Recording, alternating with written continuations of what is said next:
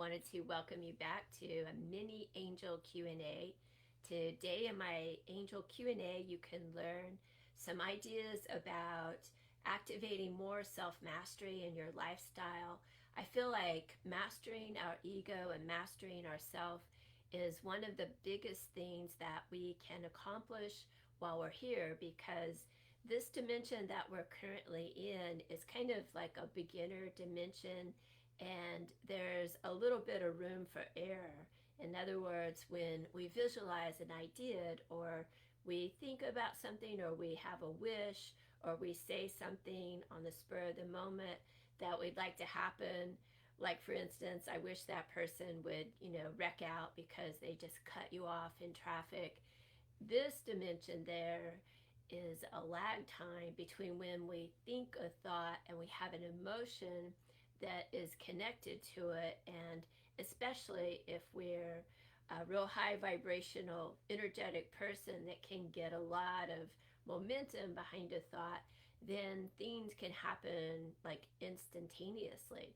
In other dimensions, that's the case. Like, you have to really be a masterful person of your thoughts and your emotions, and how you intend your energy, and how you visualize what you want to experience, and just send your thoughts out in the world.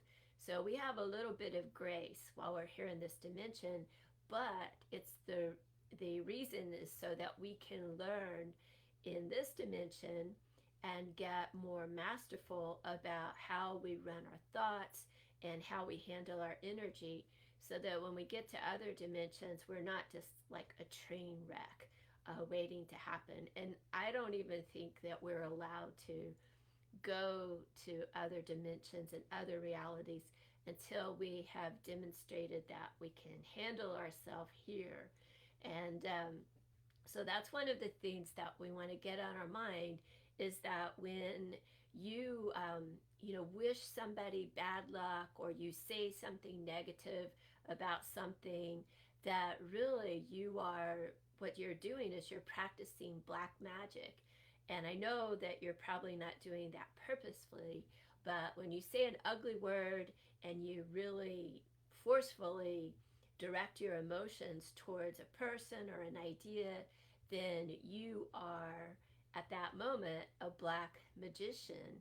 And this is not something that we want to do. We want to be in our integrity and lead with our heart, and practice unconditional love. So anytime that you find yourself entertaining an ugly thought, or something like you make a statement and you don't want to live in that statement, it's so important that you just stop that thought, like right there in the tracks, and you have to derail it.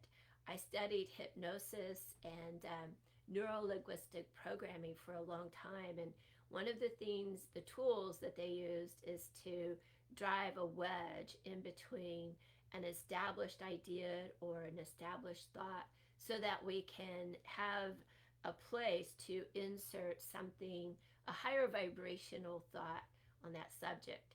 So we always have to remember that we are the engineer of our experience. And even if we are creating intentfully, or if we're just willy-nilly sending our thoughts out in the world, and unfortunately that's what most of us do, is that we're not mindful about what we're doing, what we're thinking about, and how we're using our words. They're so powerful, and we want to just weave that into our day-to-day life, to be mindful to use words that are high vibrational, and that can help us to cultivate a life that we want. So anytime you think an ugly thought, you just want to stop yourself in the tracks. And what I like to do is just say cancel, clear, delete, fill with love. I have to do that all the time. And unfortunately, but it's a great tool, because it clears out the negative energy that's attached to that word or to that thought form, backs it out of our personal space, so that we're not in a vibrational place to attract that into our lives. And then it gives you a moment to create more intentfully and to be sovereign and to make a declaration of what you do want. So that's where you can say, and I like to use it in a way of gratitude. So being thankful to the universe or the angels before you get what you want, because that helps you to raise your vibrations and your personal frequency to a place that's in harmony with what it is that you're wanting to experience. So you make a statement that's ugly, or you're sending out, dark thoughts, black magic, cancel, clear, delete, fill with love, and then just start to rescript the scenario. Thank you, universe, for the love that surrounds me.